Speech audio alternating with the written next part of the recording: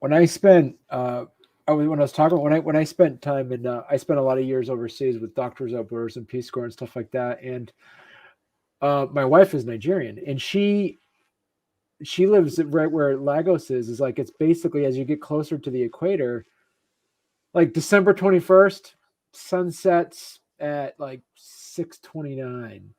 Yeah. June 21st, the sunset's at like 6:33. Like there's not a big difference Yeah. between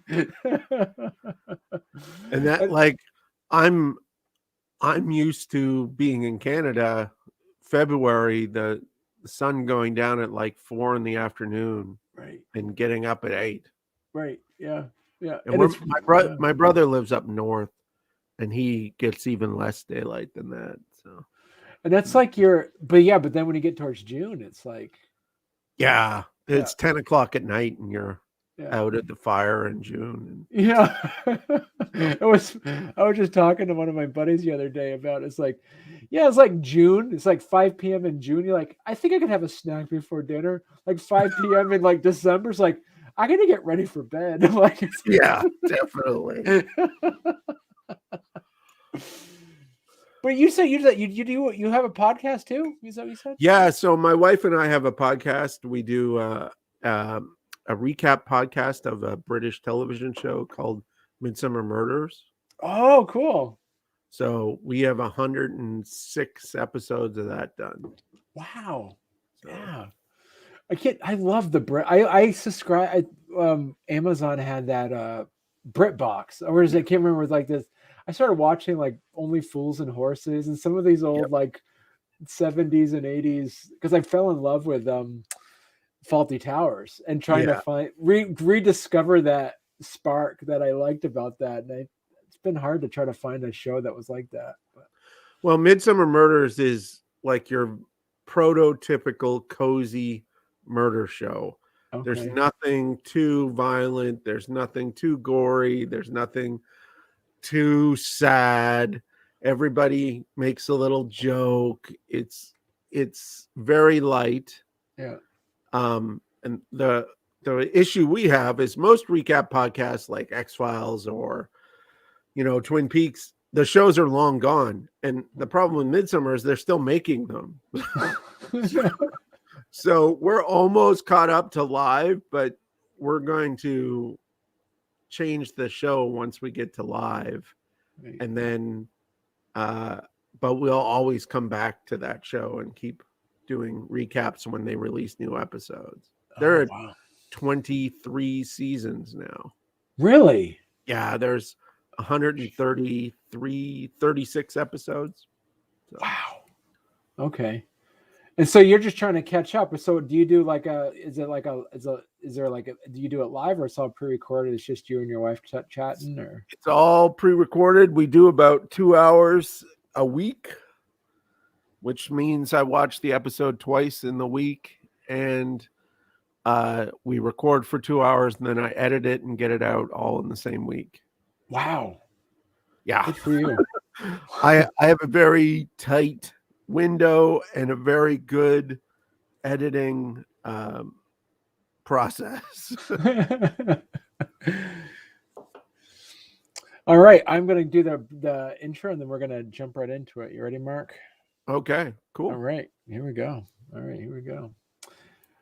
Welcome to Storycomic Presents, where we interview amazing storytellers and artists. This is episode 125. I'm your host, Barney Smith of Storycomic.com, and we're excited to have with us the acclaimed and talented comic creator of Plague Doctor Press, Mark Bell. Mark. Thank you so much. It's awesome to be here, Barney. I think that 125 episodes, I know what that's like. I know the work that goes into that. So that is something to be celebrated right away. Right, and you were just talking before we went on the air. You were mentioning that you have a podcast. One of your other many hats you wear is you do a review podcast about was it Midsummer Murders? Midsummer Murders. It's a British television show on ITV, and we my wife and I do a recap of that show every week. We do like a 90 minutes or so on it on each of the episodes. and it comes out weekly. So. Man, that's exciting. Yeah, and and so yeah, you're know very well how to get the audio correct and everything. So I'm glad I'm glad that you sound crystal clear on right now. So that's good. So Well, like with the work I do in my regular day job, most people don't have decent mics or OBS setups or things like that for them to do Zoom meetings. So everybody's always like, "You sound so good in the Zoom meeting." So you're right now. You got a Kickstarter going on about a Yeah. couple weeks left So on it. I apparently am a glutton for punishment. I, after releasing 8 episodes of the podcast in October alone, we did 4 regular episodes and 4 minis because we had new episodes to talk about. I started a Kickstarter in November for our second issue of Spirit, which is a all-female team of scientific investigators that I started, 2018 Wow. with Okay. Melissa Caprileone, who does amazing artwork. I'm so pleased to have got her as my artist, and she's actually been picked up to do a Dark Horse graphic novel. She's working on it right now, which mixes magic and cooking school and all sorts of awesome things on top of it. And she loves spirits, so she loved the idea. So she's back for issue number 2 and for the foreseeable future as well. So issue 1 came out. We did the Kickstarter 2 years ago, roughly, and then this thing happened, which delayed everything, delayed the printing, delayed all the situation for issue number 1. But we're back with issue number 2 now, and our Kickstarter is we have about 2 weeks left, and we're over 80% now. I think we're going to fund. Lots of people have shown a lot of great interest, and we've been just so thankful for all the people who agree with us that though there is nothing wrong with Batman comics, and I will read Batman comics till I die. There are not enough female led comics. There are not enough people of color led comics, and then not enough LGBTQ people in comics. Right. And so we are always promoting that diversity. It's not that those other comics are bad. I spent a lot of money at the comic book store. But I was reading through previews and I wasn't seeing anybody like the kids in my family. I wasn't seeing anybody like the kids I was teaching at that point in time. And there are voices and stories there that are interesting, that haven't been told, that aren't only, 2 guys who have anger issues beat each other up and then that's the end of their conflict. I wanted it to be very pro-scientific, pro-female, pro-diversity, and also, Alan Moore is a huge influence. It's weird. I write kids comics, but Alan Moore is a huge influence. And, he's the first guy with the Tom Strong books that was like, not everything has to end with a big fight, even if you're a big muscular hero. Yeah. Those solutions are gained through communication. And the first issue, there's a miscommunication that's solved by the team members that helps settle a situation which is supernatural. And in the new issue, Familia, we also use communication and information to not defeat the protagonist, but there's a conflict that happens because of an issue that I take pretty personally, which is people who purport to be psychics. Hmm. You know, especially people who are out to make money from this.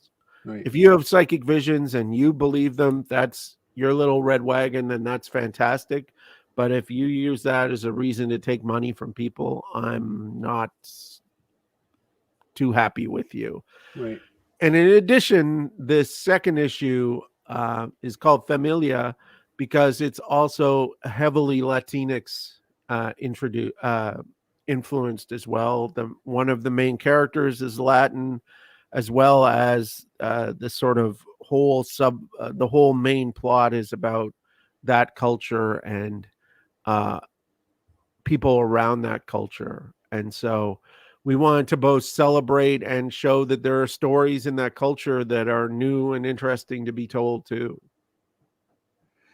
So give people give the listeners and the viewers just a bit of a background on spirit, because I see that it's like there's points. Does it stands for something? Yes. So SPIRIT stands for Scientific Paranormal Incident Research Investigation Team. Wow. Okay. So I wanted to call it Spirit. I can't call it Spirit without dots because, geez, Will Eisner's got the spirit down, and I don't want any problems with the Eisner family because Will Eisner is absolutely genius, and I wanted to separate it from that, but I just love that word. That's such a great word. It's Right. like dark. Dark is a great word. It just goes.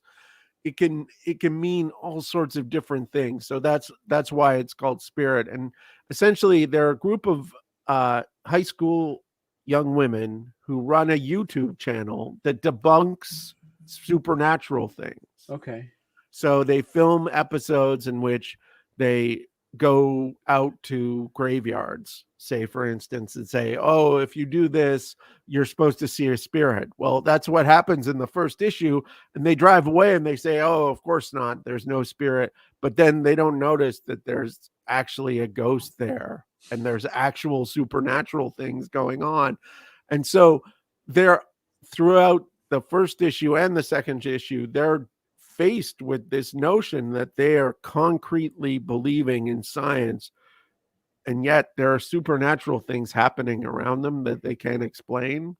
And instead of being afraid of it, instead of being outright dismissive of it, they're like, let's explore this. Let's see what is actually going on here in a way to understand it more rather than not just dismiss it. Because as the writer for this, you wrote these. Do you wanted to be explicit in actually separating the science and the supernatural from that, and not doing like a Scooby-Doo thing where everything can be explained away? Well, so this is my mindset. My mindset is there is nothing supernatural in the world to me. And I have read every book. I bought every UFO videotape. I bought the alien autopsy videotape. I went looking for Sasquatch. I did it all. I explored everything I could. And in the world of fiction, the supernatural becomes that metaphor of things that we might not be able to explain right away. And so in a comic book, you can have a guy who flies or runs around the world in 5 seconds or, travels to distant galaxies. That is available. And because that's available in fiction, I think you should, there is a stream of people who like to read things about normal people doing normal things. And that is fantastic. But I am not one of those people. I want to see abnormal things with abnormal people. Right. So because of that, in this, I wanted it to be kind of a supernatural Scooby-Doo where they're like, wow, that's a ghost and we can't explain it. And it's not a guy in a costume. Right. That just happened. And the picture you're showing right now is from issue 1, where this is a full page presentation of a event that they can't handle. and and what's interesting to me is then the different characters have different reactions to it, right? And because of that, I wanted to explore those supernatural things, in the sense that in the second issue, without giving a lot of it away, they use supernatural to expose people pretending to be supernatural. So because of that, it's kind of reverse Scooby-Doo, but I wanted each issue to be self-contained. Right. When I originally approached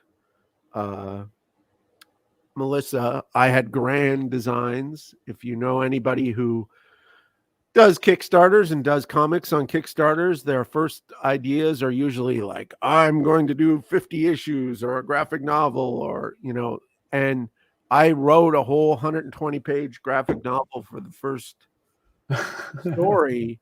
And I realized that was going to be a $30,000 Kickstarter. And that was probably not a good idea to do on your first Kickstarter. Maybe. Right. Maybe I should start small. And I got some good advice from a couple of really good editors who said it should be a self-contained story. You can sell that on Kickstarter. And now with the second issue, it's also self-contained. So I have plans still for 5 issues of the first set before we do a graphic novel. But I like the idea of self-contained. It means I have to solve the problem in 32 pages, and that's right. all I've got. So we had some a viewer, just Andrew Love, just said, I'm a backer. Excellent. Thank you so much, Andrew. And he says, keep doing what you're doing. Oh, so absolutely. Anybody who backs, like, this is, I can't stress this enough, that this happened to me this weekend. I went to my local comic book shop on Saturday because I support the local comic book shop. It was Small Business Saturday, so I wanted to go in and spend some money at my local shop, because those people lived through the 90s. Mm-hmm. My comic book shop is 30 years old. They lived through the 90s. They went through the early 2000s where nobody was buying comics. And now they're having a resurgence because more families and more kids and more women and more people of color in the comic book shop than ever before. And there, right on the very front shelf of their shop, is my book that you can go in and buy. Wow. And that makes a little 11-year-old Mark pretty happy.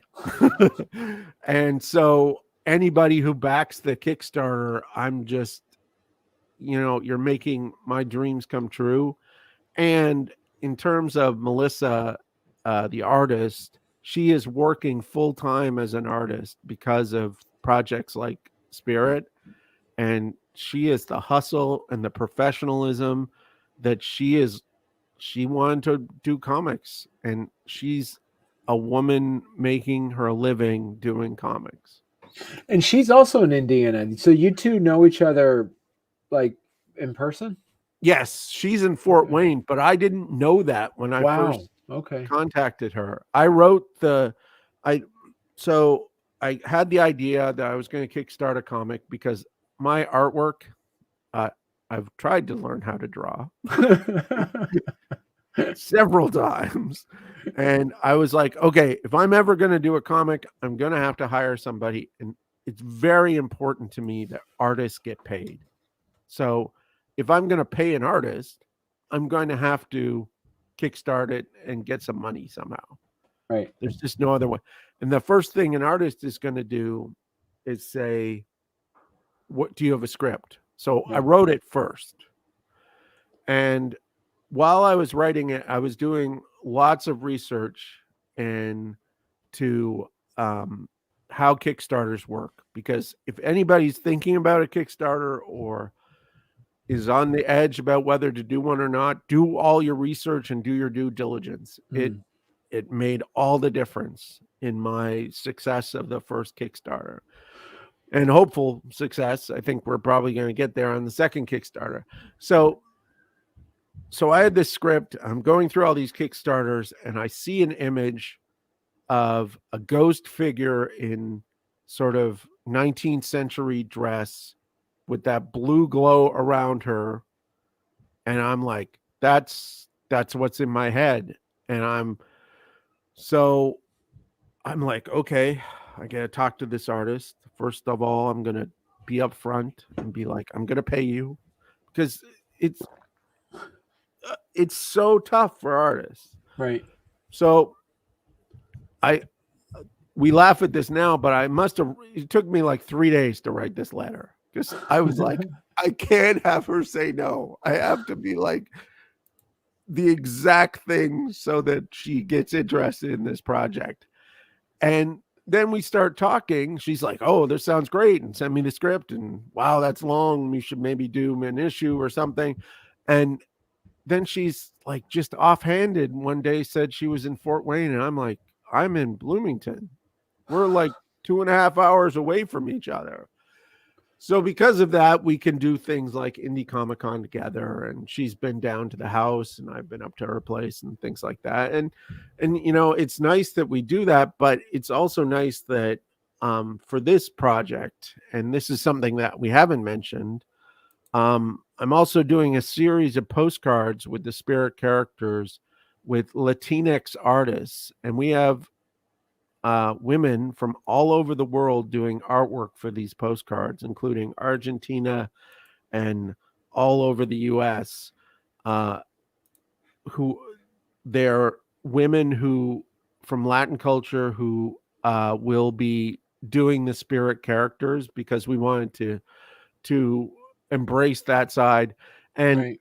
and I think that's a fantastic ad for the Kickstarters. You get not only the characters in the book, but if you choose to, you can back at a level and get all those, because I love that. I love seeing characters in different ways and by different artists. And this is a way to promote those artists: Danny Sanchez, Maddie Gonzalez, Mari Davalas, and Chelsea. Oh, what is Chelsea? Reyes, yes. Reyes. And they all do fantastic work that is all completely different, and they're all getting paid. No, whether or not we get the funding or not, I'll take that hit to fund female comic artists, Right. who are doing postcards for me, because all the work already that I've seen is beautiful. So I can't wait to show those postcards off also. So talk to us a bit about, as you mentioned earlier, what were, with your success for issue number 1, your successful funding of issue number 1, on your way to get funded for issue number 2, when you mentioned earlier, what was some of that advice you got when you said doing your due diligence on how to do a successful Kickstarter? What was one of those pieces of advice that just you were like, wow, I never even thought of that. Thank you. That's a great piece of advice that you were able to utilize. The biggest piece of advice for the first one that I got that I think made us in the end successful was to make it a complete thing. Like, I'm selling these characters in a number of books. Absolutely. But if you get issue 1 or you get issue 2, you pick up either one of these, you'll be able to, without, pages and pages of backstory, be able to start that story and read it as a complete story. Right. And actually, the first one has a little mini story in the back of it too. So that completeness means that your backers don't feel like they got something, right? They got a whole thing.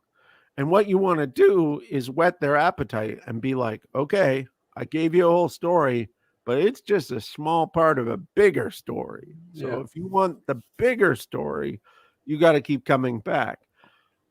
But, in a comic book shop, one thing that I think the big two, DC and Marvel, struggle with is if you come in at like what is Fantastic Four at like 470 or some million high number, and you'll see this all the time on the covers of big two comic book books, like part 5 of 6. I'm like, well, then I'll just wait 2 months and finish that storyline, then I'll start the next storyline. Right.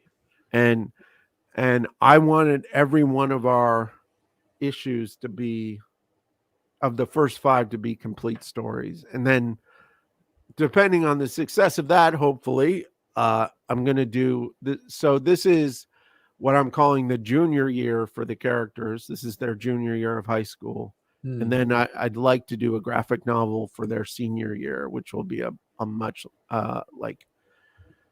64 or longer page story. Right. So when you kind of wrote together, talk to us a bit about the process. So when you wrote issue 1, and then you said it was a complete story, did you already have issue 2 plotted out and knew what that was going to be like? So, like I mentioned before, I wrote a 120-page graphic novel with Axe, and I planned out 120 pages. It was a lot bigger than issue 1, and it was a really good exercise because instead of fighting with editors, I listened to them. And listen to people who said, you need a complete story in your first issue. Right. And so I had to take, and I did it over about 3 or 4 days.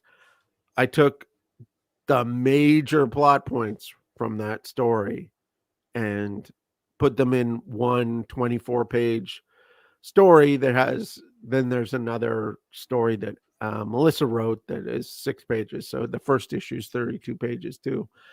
But I had to kill some darlings. Oh man, did I have to kill some darlings. I had a whole set piece in the 3rd act in an abandoned insane asylum with water torture and like water therapy stuff and all this beautiful imagery. Yeah, cut. I saved it all. I'll use parts of that somewhere, right. So I brought that down. Everybody seemed to like that story. I knew that I wanted to do something with sort of pretend psychics in the 2nd issue.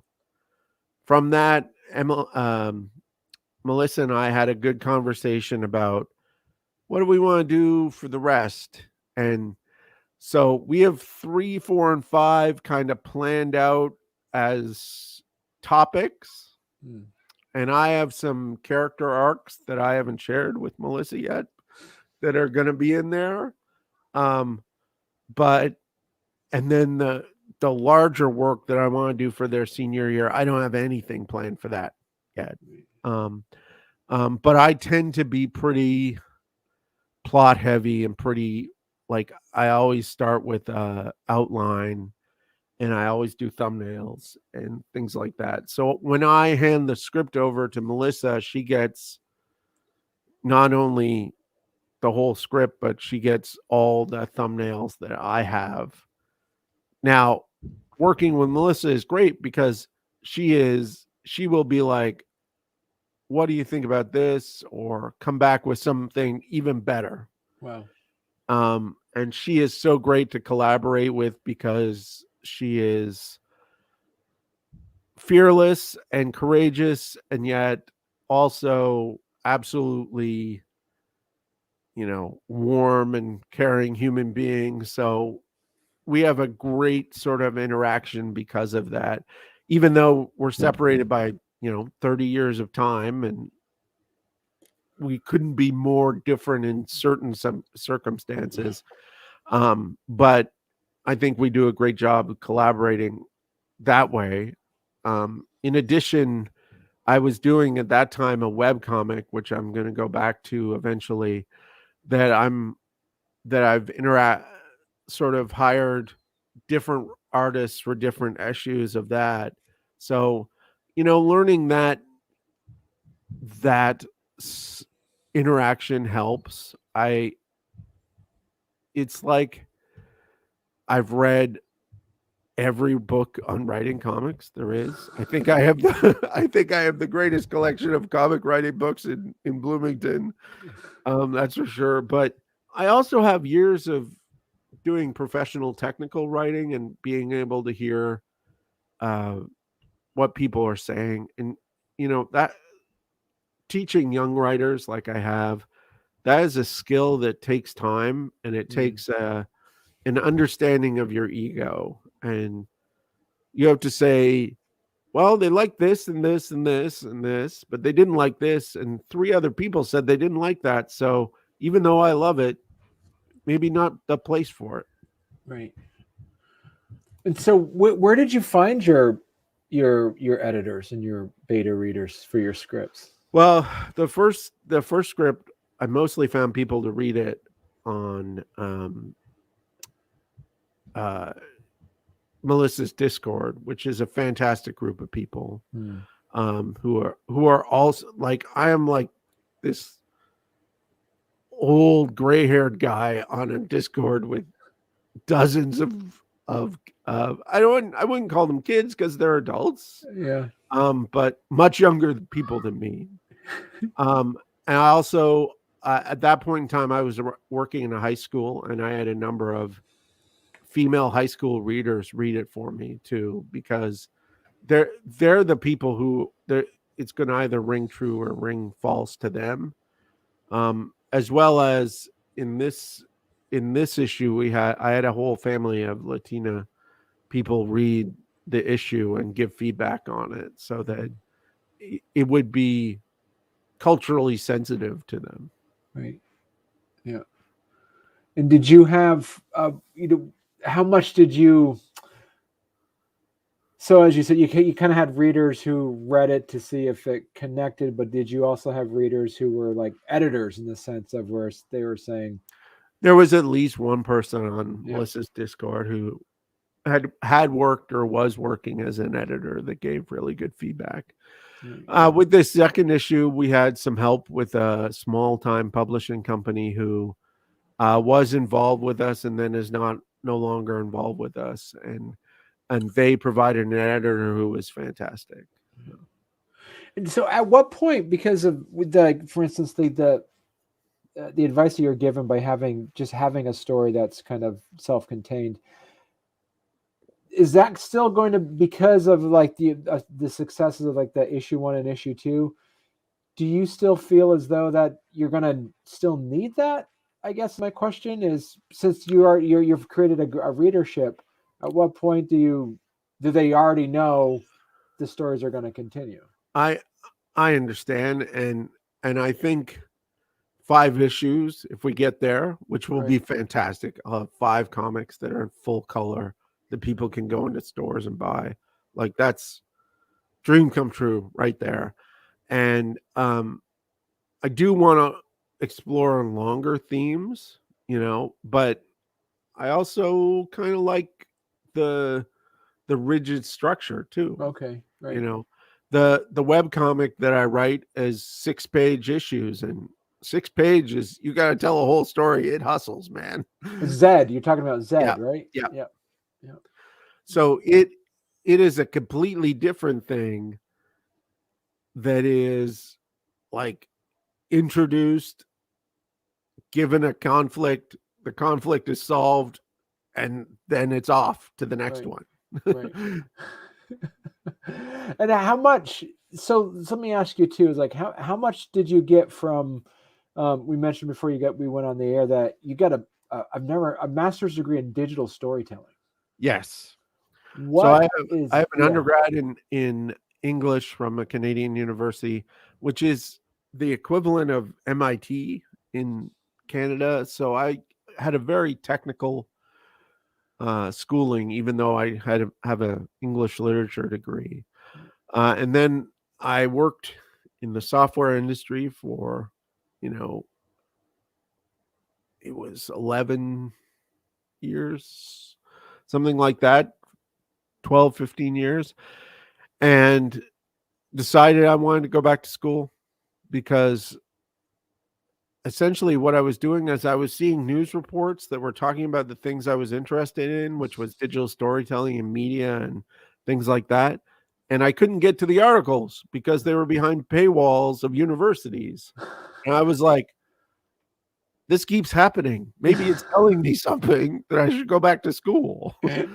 So I went back to school and did a master's while I was working full time in digital storytelling, which the digital storytelling program at Ball State University is fantastic. There's some great professors there, two of which who I did my master's with. Uh, like they were students along with me. They do great work there. And then after that, I started a PhD program at IU, but ended up just getting a master's because of life happening and things changing. I haven't even told you about the fact that I have 4 20-year-old children. So that's where I'm at now. But that sort of digital storytelling falls directly into the things I'm interested in now in what you can do in the medium and all sorts of things. So what did you get? What was some of the information you're able to take from that master's degree that you're able to implement into uh, writing Zed in Spirit? Well, certainly the more that you write, and I was writing different things then, DVDs. I did a PS, the PlayStation Portable PSP, I think it was called. Okay. I did a web comic on there. Oh wow. So just an idea of uh, playing with space and page and panel. I'm very cognizant in these books of Spirit that it's a book. So I'm very cognizant of that page turn Right. so that you get that big moment, right? And have reworked, like, so the page that you're showing now, clearly these characters are about to kiss, but what happens when they kiss is not what you expect, and that's a page turn right there. Right. So I'm always interested in that formality of the book too. So I got from that master's how to understand your medium to tell stories better in that medium. Right. In the perfect world, all the writing teachers are going to tell you that you should come up with your story first and then decide which medium is best to tell that story. Well, that works some of the time, but most of the time you're like, I want to make a comic book. Okay, how am I going to make a comic book? So you got to know your medium, and that's another Alan Mooreism, that the more you read and look at his stuff, the more you realize that his stuff can't be done in any other medium.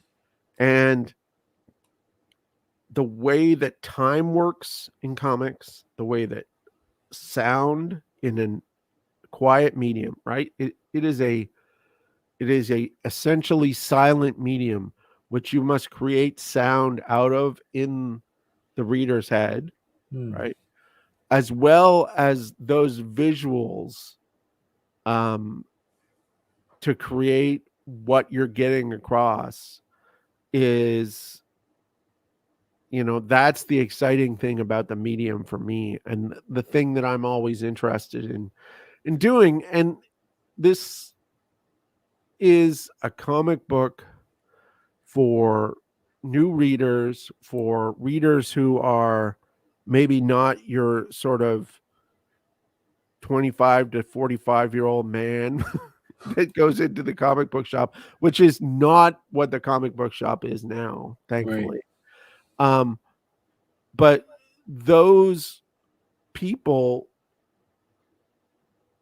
are always going to look at new things and look at new ways to tell the story that I'm always excited about, you know.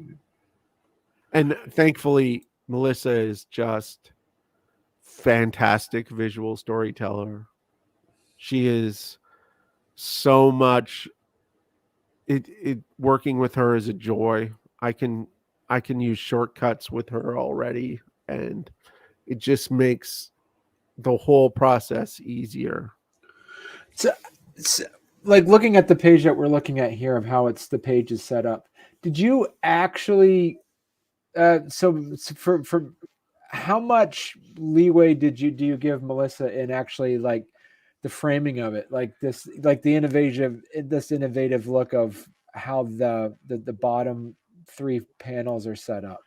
So for her, I'm giving her for this page, like some pages, like the pages that follow this and follow the people almost kissing, have a lot of text that I've written out. Hmm. But like this page, I'm like, this person's here and they're feeling this. This person's here and they're feeling this.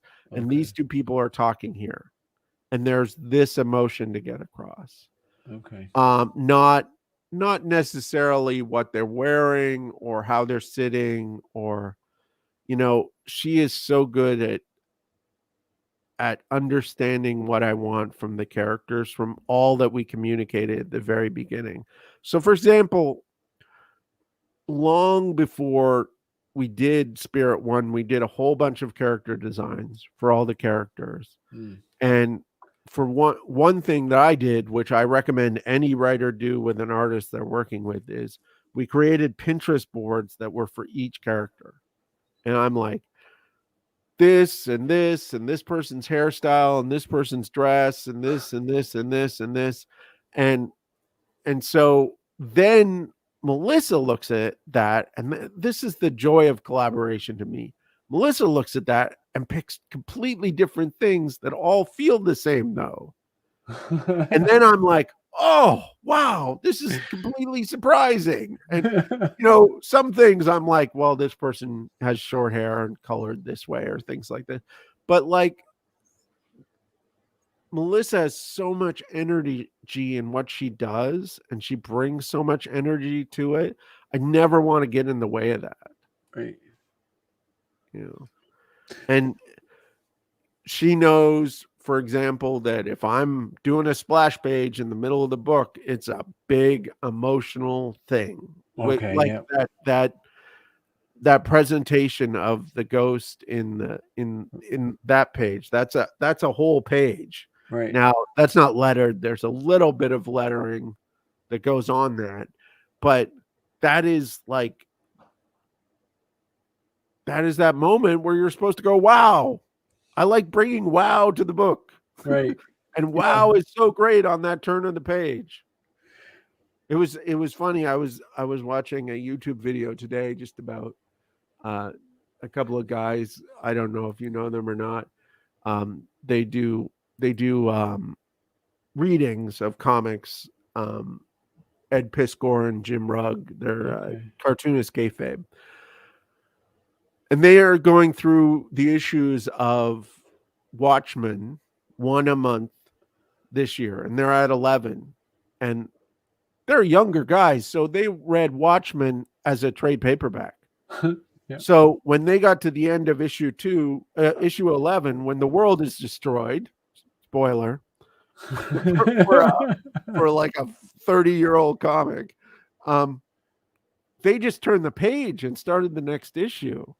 And I was like, I wrote in the comments that we were like gobsmacked when we just didn't know what to do for a month. We were like, what is going to happen? What is going to happen? What is going to happen?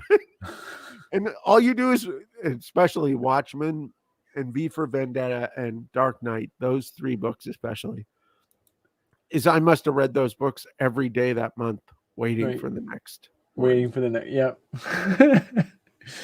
So Mark, I wanted to go through some of your pledge levels just so people can see what they were able to get for your levels here. So And are these pretty similar to what you had for Spirit #1 as well? Yeah, we didn't do t-shirts this time because to be honest, I got a gift donation of t-shirts and printing of t-shirts from my work. So I was like, oh, I'll throw that into the Kickstarter. And I didn't have that this time. And also t-shirts are expensive to ship. I don't know if you know this, but if I could fit everything in an 8.5 by 11 envelope, it sure sends a lot easier. And I feel it's safer. The Right. packaging is safer. So I wanted that. So we have the book both in digital and print form. We have a catch up for people who didn't back issue 1 that is limited right now. But there's still copies left of issue 1. And don't tell anybody. I'll give you a secret. I'm gonna have to print another run of issue #1, which is just fantastic. To know that I'm gonna have to do that, Right. is just fantastic. Right. Because I'm gonna go to cons. Oh, thankfully, I'm gonna go to cons again, and people will be like, "Oh, that's issue 2. Where's issue 1?" And I'll be like, I don't have any more." Like, that doesn't sell. You gotta have everything. So there's a catch-up, a physical catch-up for issues 1 and 2. There's a pin that Melissa's gonna design because she likes pins. Like, a lot of this is like what Melissa likes to do. So we have the 4 postcards as well. Melissa's going to do another poster for us that is an image that's hasn't been released yet, right? So we have all those available, and then we have the kind of special ones. The most expensive reward has already been taken from a great friend of ours. His daughter is going to appear in the comic. She's so psyched about it, and he's so psyched about it. But we have a lot of crowd shots in this issue. So if you want all that merchandise, the postcards, the pins, sticker sets that we have, and as well, you want to spend a little bit more, you can get your face in the book. So, cool. as well as we are offering some commissions for Melissa because she does great commissions. So if you haven't seen it, it's everywhere. I use it everywhere. I get comments all the time on my profile icon. Melissa did that for me, and so she does great pictures of people that you can use for things like that. Or you're just like, I want a picture of Batman, things like that, and it's going to have her stamp on it. And I cannot stress enough that Melissa is like a shooting star that I am so glad I've gotten a hold of, and is interested in helping out doing what I'm doing, because she is going to take off. Well, she's already taken off. She hit 16,000 subscribers on Twitter the other day, and before I could thank her, she already had 20,000. Wow. Yeah. So, and this is before her Dark Horse book comes out. So when her Dark Horse book comes out, she's going to just take off. So having original artwork by her is going to be, something special. Absolutely. So, and that's the $100, the $100 pledge. absolutely. Wow. Yeah. And then, like I said, a lot of these things are really, you're really well priced on this stuff. For instance, like all the merch for Spirit #2 for $60. That's a great postcard sets that you mentioned earlier. Yep. Poster, your name in issue #2, a pin, sticker sets. I want to go back to an earlier question you asked me about something I learned that helped me be a successful Kickstarter. And I want to add to that, you don't go into independent comics to make money. I'm not interested in making money. I don't have to make money. I try to make these as affordable as possible for people, so that, like, I literally do the writing and the lettering and don't cover those costs Right. in the work. Like that is work that I give because I'm passionate for it. But the artists who do work on this project get paid their full rate Right. that that we that we've negotiated, you know.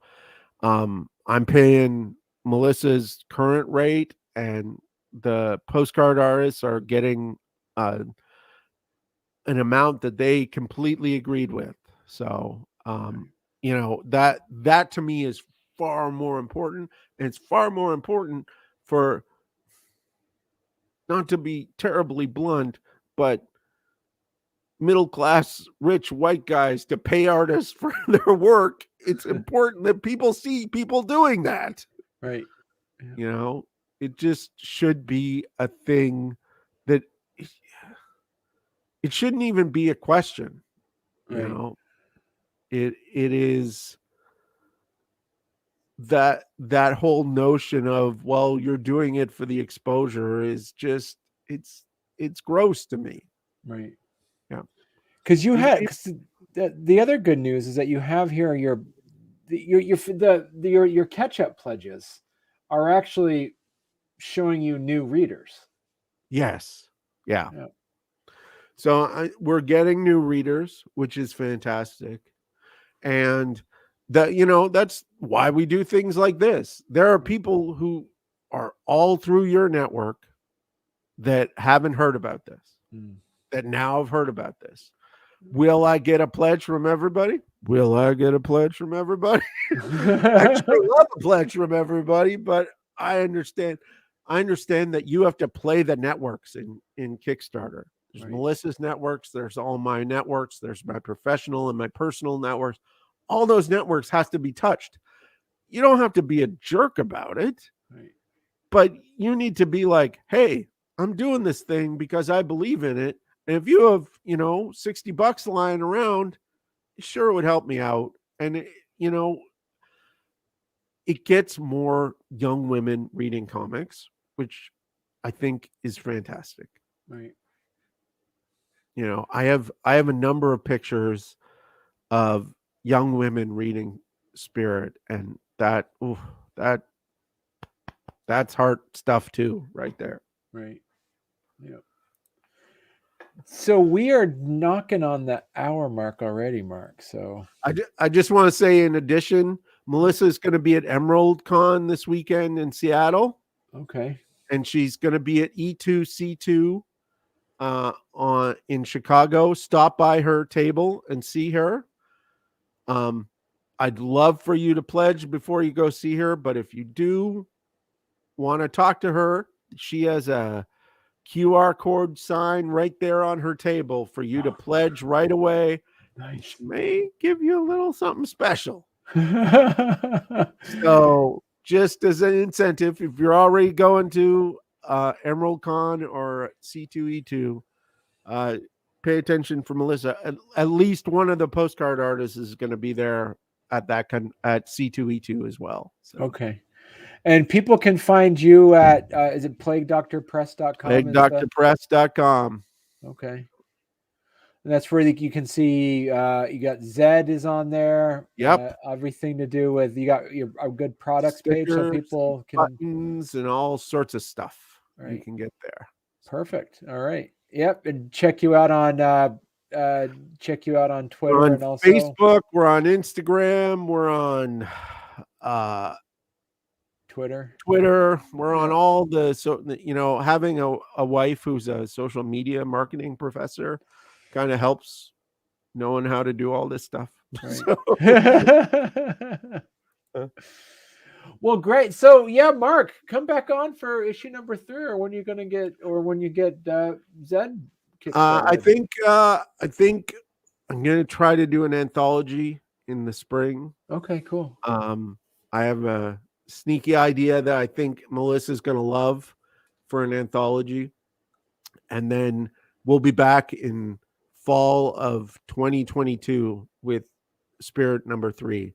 Wow. What I'm hoping is to do it every fall for the next couple of years, and then do the larger work after that. So Excellent. And we just had Greg Giordano said, pledged, and from an artist, thank you for your support. So, Oh, thank you, Gregory. Absolutely.